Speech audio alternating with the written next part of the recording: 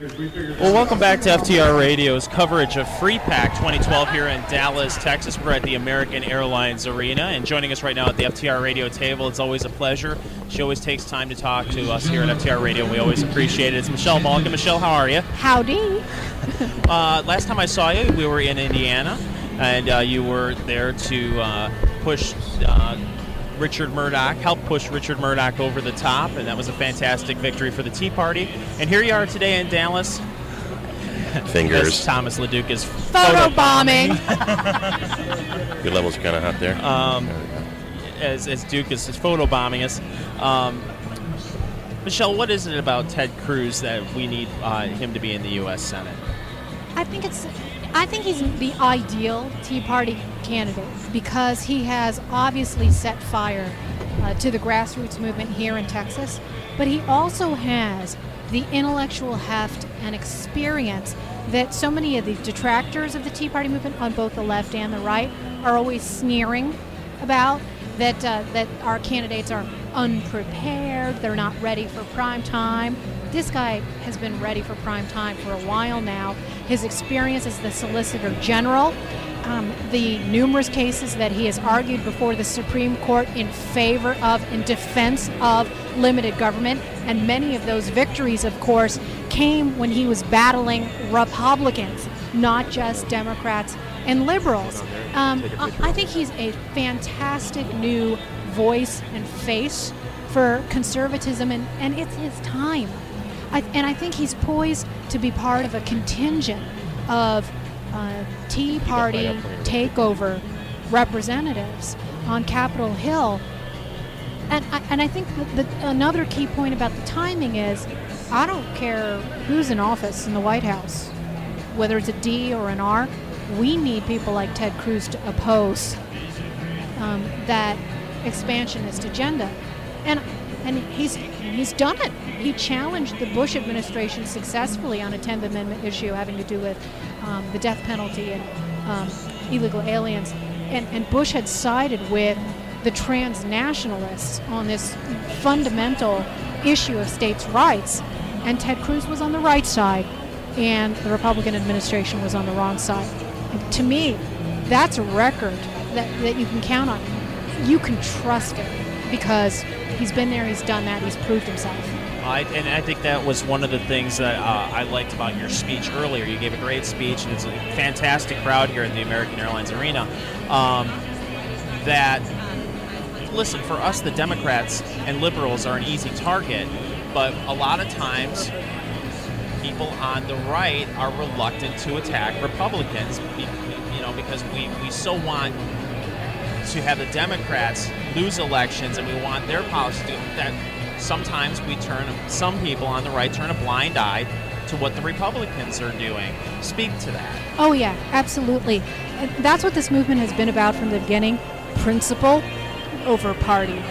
And that is what the establishment, whether it's on the left or the right, fears the most. Their loss of control over the message, over the policies, and hopefully, I think in November, a loss of control over dictating who the leaders are. Michelle Malkin is joining us here at FTR Radio's coverage of FreePAC 2012. I'm Fingers Malloy, along with Paul Croteau. Hello there. Hey, Michelle. Good to see you again. See you. Thanks so much for taking some time to stop by our booth. These events are increasing in attendance. I have got a personal concern that we're close to the cause, but enough of Middle America is not aware yet. Do you think that this will continue to swell? Are we at the tail ends of the distribution and being interested in politics? Do you think that the middle of America, the moderates on both the left and right, are seeing things and starting to learn things, and that they will make an impact in November? Or are we too close to the situation? No, you look at this crowd. Huge crowd. And it's Thursday. Yes. And people were showing up here at 12 and 1 and 2 for an event that really doesn't kick off, in full for another hour or so. To me, it's incredible that people have taken time out of their summer day to be here.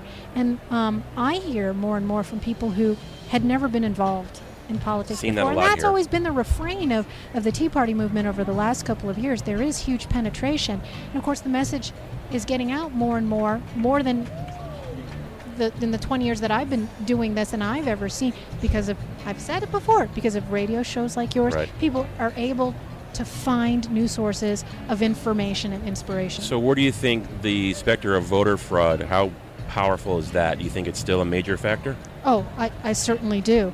I mean, it's wonderful that in many states that the state legislatures and the governors have backed strengthened voter ID laws.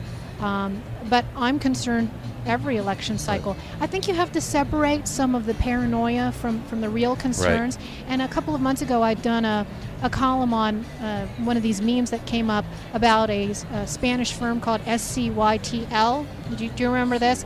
This was supposed to be the electronic voting machine company that was going to rig the election. And you sort of have to separate some of the cuckoo stuff from the real mundane concerns. I mean, it's always the more mundane, ordinary things that we have to be concerned about. And I think that we've got a lot of investigative reporters, and obviously people like James O'Keefe and Project Veritas, and more people like him, who are doing the work that the mainstream media should be doing on that. But it requires extra vigilance, and of course extra bodies out there doing the monitoring. Yes, absolutely. And then of course, I mean, the last thing on that is the continuation of the success we had in Kansas, where they elected a Secretary of State who's actually committed to the rule of law, Chris Kobach, who made it an explicit platform to go after voter fraud rackets like Acorn.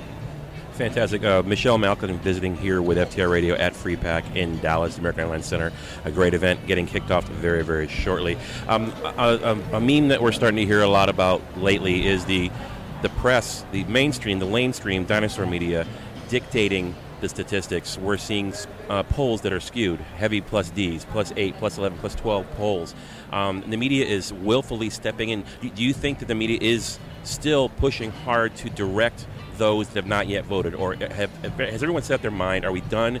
We know who's now. It doesn't matter waiting until November. Or you think there's still folks that we can influence despite the media skewing these polls and releasing things? Of course, because the pushback is more immediate and thorough than it's ever been, obviously. And I think more and more people are just becoming informed independently about how these polls are skewed. Right. And as long as we have those alternative outlets to write the narrative, small r and capital R, right, the truth will out. Places like hider.com and twitchy.com. Absolutely. Hey, and I didn't pay for those plugs. No, Thank you. You didn't build that, Michelle. And FTR Radio. Well, Michelle, as always, I know you're very busy, so we want to let you go, but we really appreciate you. You're always so kind to us, taking time to talk to us. Please, before you go, let everyone know, you've already mentioned Twitchy. Please let everyone know the multitude of sites and places where everyone can find you. Twitchy.com is really the best all-around place to go 24/7. And then my Twitter feed at Michelle Malkin, which is where I see you guys all the time too. Michelle Malkin, everyone. Michelle, thank you, and I think I'm man. probably going to see you next week. Yeah. Next weekend. So thank you, Michelle. Take care. Thank Bye. you, Michelle.